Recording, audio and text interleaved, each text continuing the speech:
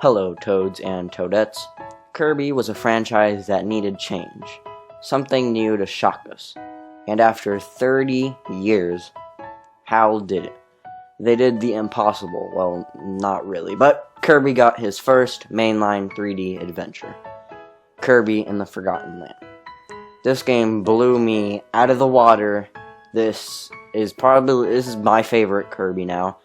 So, let's see why Kirby finally nailed it. Starting this review off, we're going to go with the story. And do not worry about any spoilers, this is just going off the beginning cutscene, so this shouldn't really spoil anything. If you don't even want to know the beginning cutscene, then it's spoiler warning, skip to the next chapter maybe.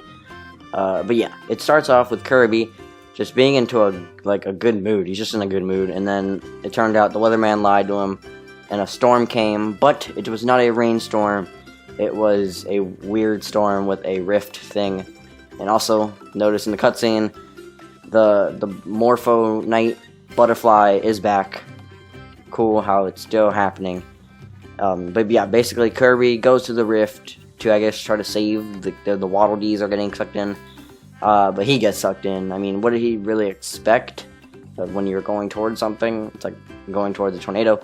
But while going through this rift, he gets high, and he can now swallow large amenities. Yeah, I know, pretty weird, but it is a mechanic for the game, but we'll get into that in the gameplay section. He lands in a land that looks very run down, and eventually finds the Waddle Dees, or some of the Waddle Dees, who also got sucked into this world, and sees they are being human trafficked by some foxes and crows. Yeah, I know this story sounds very weird. Gets good though, trust me, it all falls in together. And when he saves these Waddle Dees, he also runs into a mouse, rat, creature thing, I don't really know, named Elflin, which he saves and promises to help find the Waddle Dees, because I guess she would just get depressed without them. And yeah, even though Elflin doesn't really do anything as a helper or as a partner, it's more of just like another character to like talk to. But it's like, at least she's not like, Kirby, your freaking Pro Controller batteries are running low, charge them. Yeah, so at least we don't gotta go through that crap again. Also, the enemies in this game are part of a group called the Beast Pack, which are under management by this lion dude called Leonger. Getting to the gameplay, this is basically the graphics, controls, and the actual stuff you're doing in the game. Starting with the graphics, the game is in HD, and sadly runs at 30 frames per second, only 60 frames per second in the menus. Weird how Kirby Fighters 2 is the only Switch Kirby game to run at 60, probably because it's a fighter. But honestly, the graphics are good in this game, the HD looks nice, the frames are really not noticeable. The only thing that is kind of noticeable is that far, far away, not a Star Wars reference, the enemies don't look as good, they're kind of like lagging a little bit. Don't really know why they did that, but that's the only thing that's pretty noticeable. Like I said earlier, this is Kirby's first mainline 3D platformer, and it feels amazing to have this after all these years. Kirby was really needing this, especially after Kirby Star Allies. The levels are really creative in this game, each one is very memorable, and has a lot to offer that is new. And talking about stuff that is new, let's talk about Mouthful mode, which is the new mechanic in this installment. It's basically Hypernova from Triple Deluxe, but Kirby can actually become the big object he swallows. The first one is Car Mount, which turns Kirby into a car, which he can drive around in and turbo dash to kill enemies or break through walls. This one, I feel like it's not used as much as I would have wanted it to be, but it was very fun. This one, I'm not going to lie. Next is the Vending Mouth, which turns Kirby into a vending machine. One of my favorites because it's very just weird and funny. It was just very surprising to see this. He can just shoot soda cans out. He has a limited amount. It can kill enemies, break some walls. Very funny looking. Ring Mouth is another one, which is probably one of my favorites as well. Lets him shoot powerful waves of air to kill enemies, blow fans, or just power a boat to be able to break through walls. Another one of my favorites is Light Bulb Mouth, which lets Kirby illuminate his path. Basically, there's two levels that it's like completely dark, and you'll need Light Bulb Mouth to actually traverse through them. This is probably my favorite. It's just very cool. Moving on, Cone Mouth lets him spike downwards and to break floors that look cracked or kill enemies, which is another cool one. Now, less cool ones are Arc Mouth, which gives him the ability to soar through the sky, which is Turbo Dash 2. It's used in like, what, 2 levels, 3 levels, I don't even remember. That was very forgettable for me. Wasn't really a big fan of that. Pipe Mouth, which lets him roll. Wow, how impressive.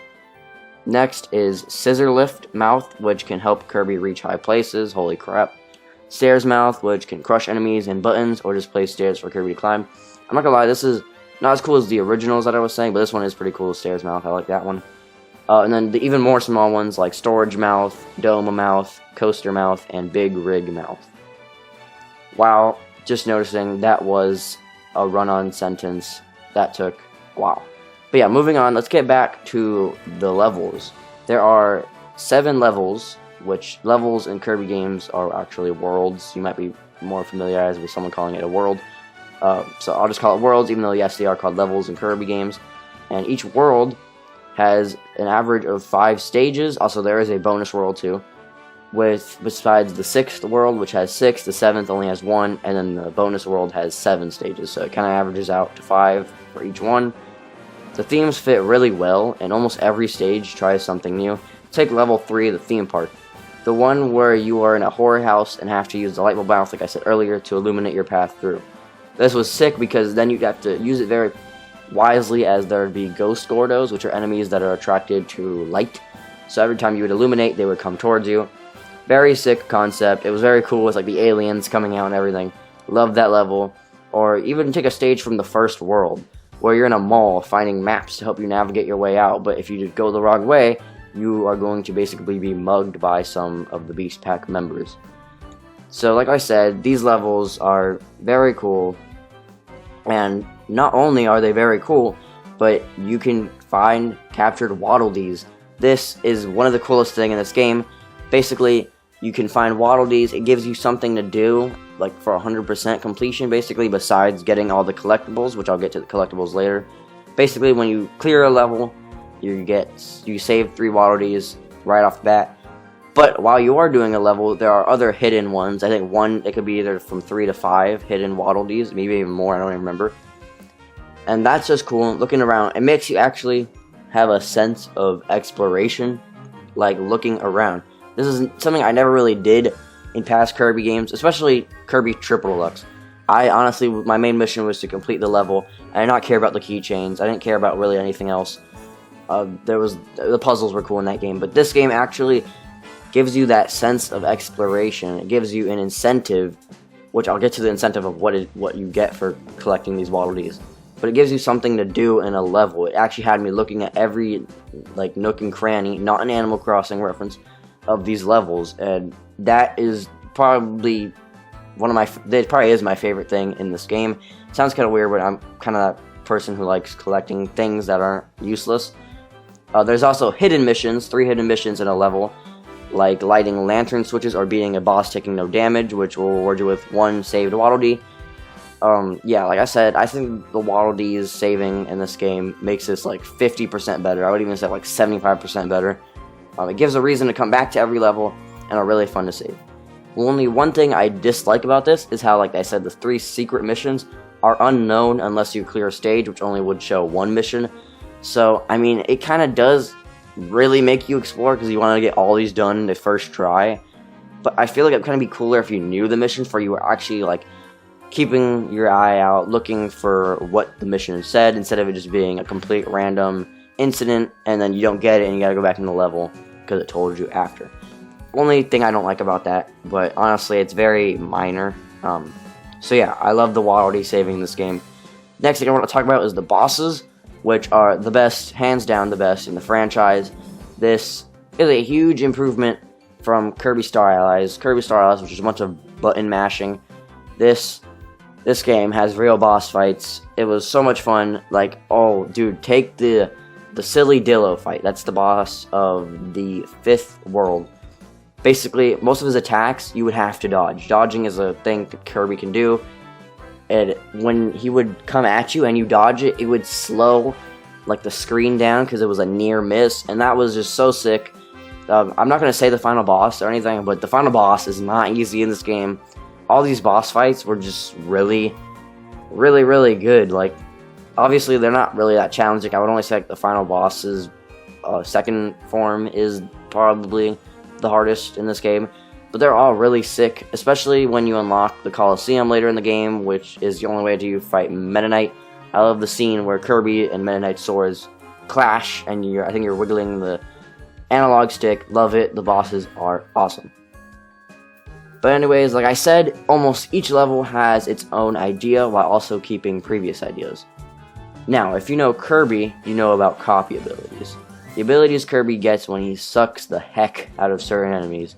And this game has sadly 12, but I can kind of understand it, being Sword, Bomb, Cutter, Hammer, Tornado, Fire, Ice, Needle, Crash, Sleep.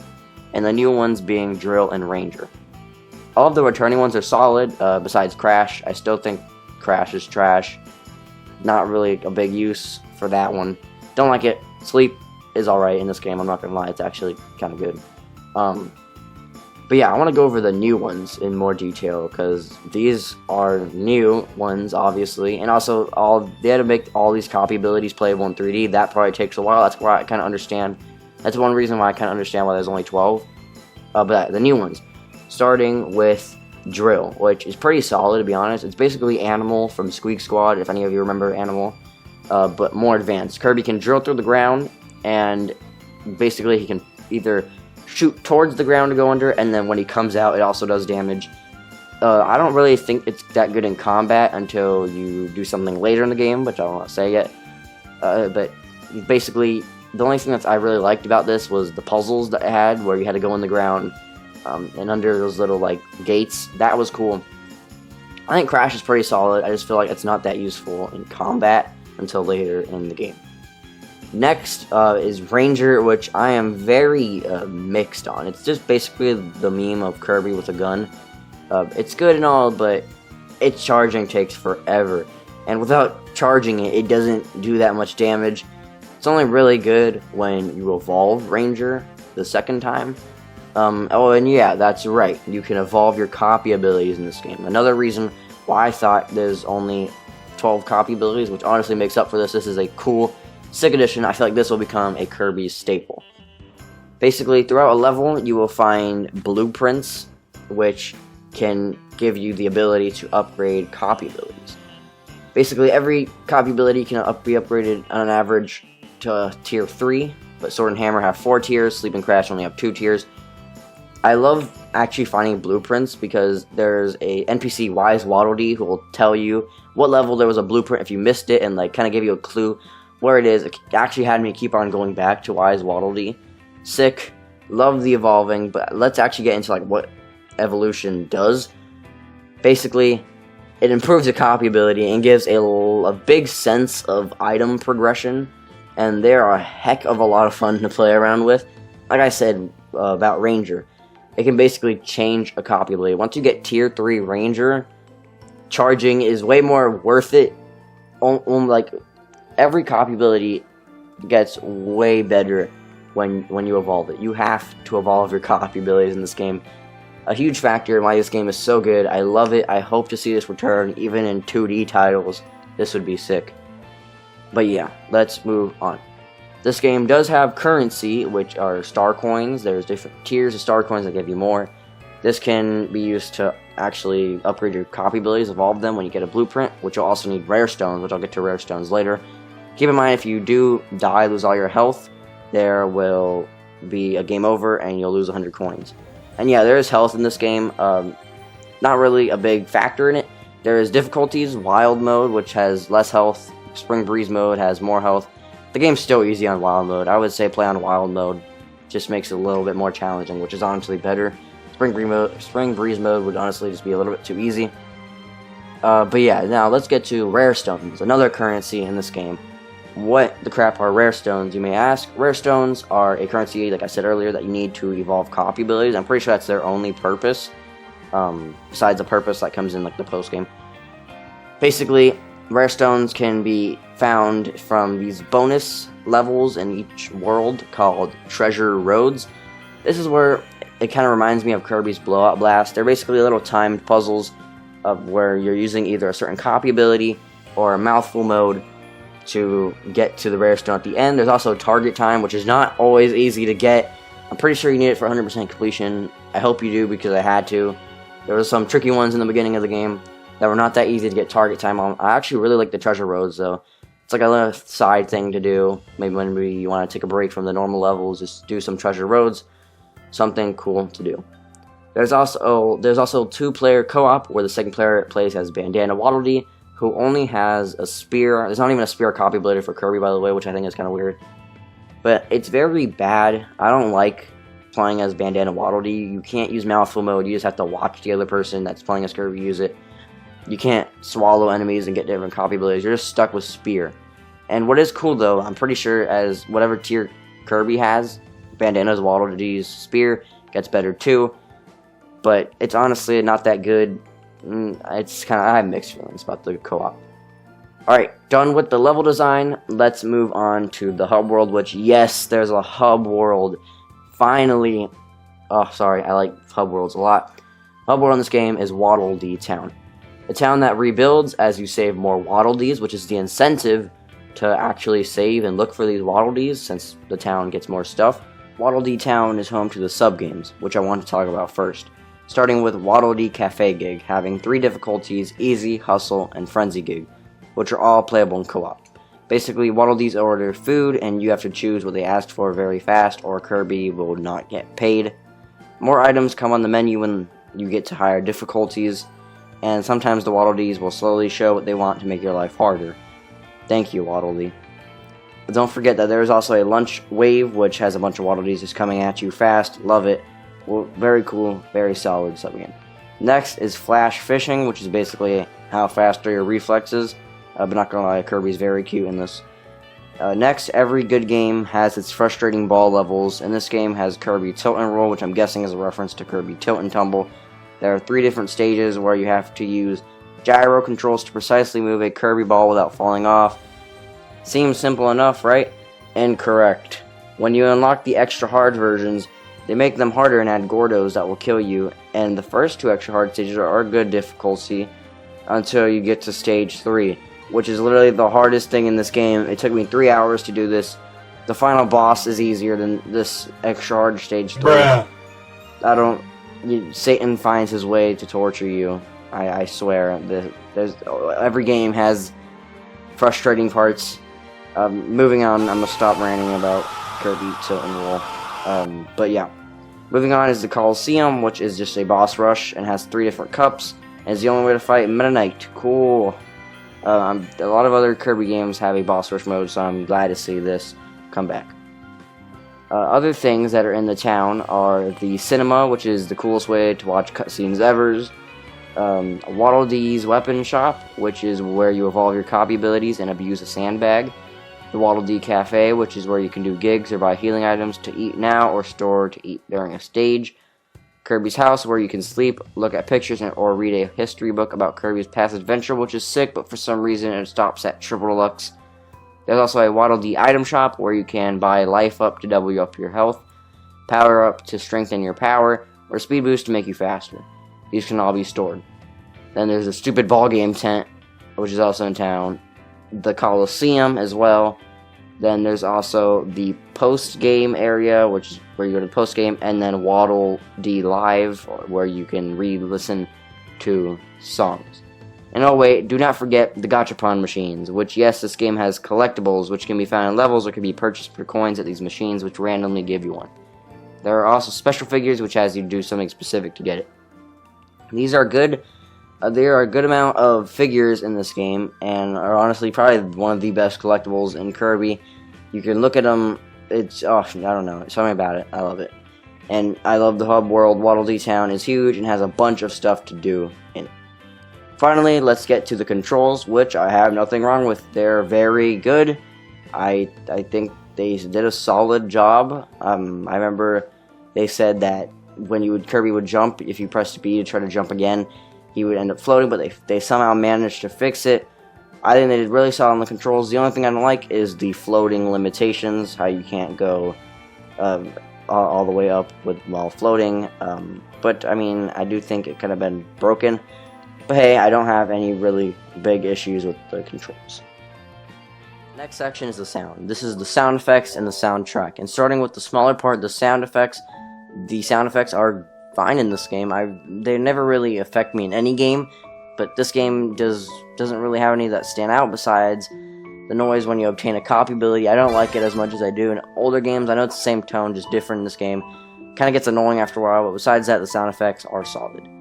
Moving on to the bigger part of this section is the soundtrack. And Kirby and the Forgotten Land songs are amazing. This surpassed my expectations. I know Kirby soundtracks are amazing, and almost every game has a good soundtrack. This game, it's one of my favorite Kirby soundtracks. Amazing songs like Elflin and Northeast Frost Street are songs that I'm going to be listening to for years to come. They did an amazing job with Kirby and the Forgotten Lands soundtrack, and an amazing job overall in the sound department.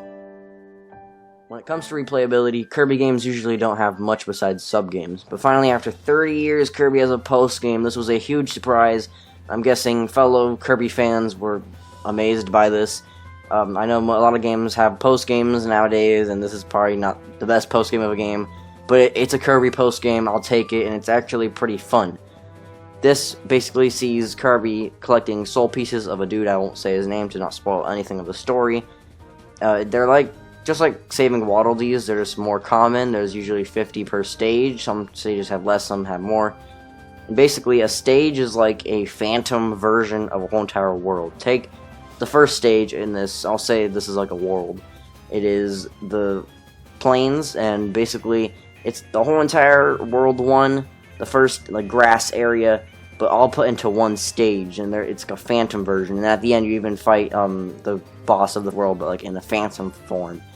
This was actually a cool way of giving a throwback to the worlds that you've done already. And even though it's not that long, it's usually just like a world's length of a post game. It's not anything crazy. It was really cool just to come back after the game, and it definitely gives something to do once you beat the game, other than just getting all the Waddle Dees, getting target time, and all that stuff. Comparing Forgotten Land to the others, this is by far the best. Also keep in mind that this is the only 3D mainline Kirby, so I would have to compare it to the 2D mainlines, which this game just destroys the competition. Now keep in mind this is coming from someone who has barely touched Robobot. I've only beaten the first stage. Amazing Mirror has been my favorite Kirby game for a while, but this game is just 3 times better than that, and Kirby and the Forgotten Land is for sure my new favorite Kirby game. It blew all of the rest of the Kirby games out of the water. I'm not saying any of the other Kirby games are bad. All the other Kirby games I played are fantastic. They're very solid platformers. I definitely recommend checking out the others if you like these. But overall, this game just did an awesome job as a mainline Kirby. For my complaints, the biggest one is the co-op, which is just very not as fun for Bandana Waddle Dee. I feel like they could have done a way better job. Maybe if you didn't play as Bandana Waddle Dee, maybe if it was similar to Amazing Mirror's co-op where you could play as another Kirby. I just feel like playing as Bandana Waddle Dee is a lot way less fun than playing as Kirby. But to be honest, I played my main playthrough on solo, so it didn't really affect my whole experience. But if you are going to be playing this in co-op, keep that in mind. And then there's the more small complaints, like the missions being hidden and you have to complete a level just to see what one was, or the insanely hard, extra hard level 3 ball stage. What a long name for a stage, but it kind of deserves it because it's so painful. And how the game could have had a few more copy abilities and the floating limitations, but to be honest, those are very minor complaints. They don't really affect your whole experience. It's just maybe keep in mind the co-op being a little bit on the side if you are someone who's looking to play this with a friend. Kirby and the Forgotten Land is and will be an achievement for Kirby as a franchise, as it will be remembered for a very, very long time. So, after all that blabbering, how about I give it my score, which is 87 out of 100, or 8.7 out of 10 in simpler terms. There is stuff that can easily be fixed in the next title, but For the meantime, this game is nowhere near bad, as it is my favorite Kirby game. And my friends, that is all for my Kirby in the Forgotten Land review, and I for sure know that even though the land is forgotten, this game will never be. Well guys, I will hope to see you in the next one.